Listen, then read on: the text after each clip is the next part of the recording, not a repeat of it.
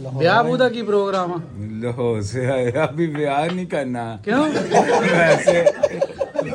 की गल वैसे उम्र नहीं हुई हले छोटी उम्र बड़ा नाम अभी छोटी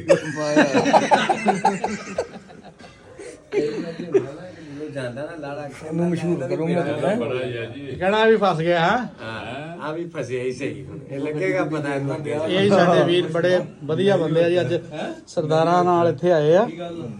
ਤੇ ਇਹਨਾਂ ਨਾਲ ਗੱਪਸ਼ਪ ਲਾਈ ਆ ਬੜੇ ਜੋਲੀ जी ਬੰਦੇ ਆ ਜੀ। असद बाटू भाई समुद्री के बहुत मशहूर कबूतरबाज है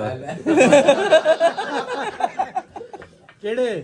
असद बाटू ਅੱਛਾ ਭੱਟ ਸਾਹਿਬ ਜੀ ਜੀ ਕਬੂਤਰ ਕਿਹੜੇ ਰੱਖੇ ਜੀ ਭੱਟ ਸਾਹਿਬ ਅਸੀਂ ਉਡਾਣ ਵਾਲੇ ਜੀ ਉੱਚੀ ਵਾਲੇ ਅੱਛਾ ਉੱਚੀ ਡਾਂ ਚੈਂਪੀਅਨ ਆ ਪੰਜਾਬ ਦਾ ਬੱਲੇ ਬੱਲੇ ਕਿੱਥੇ ਆਪਣਾ ਇੱਥੇ ਕਿਤੇ ਹਾਂਜੀ ਐਸੇ ਪਿੰਡ ਚ 37 ਰੋਡ ਤੇ ਨਹੀਂ ਨਹੀਂ ਅੱਛਾ ਸਮੁੰਦਰੀ ਸ਼ਹਿਰ ਹੀ ਮੈਨੂੰ ਪਤਾ ਲੱਗਾ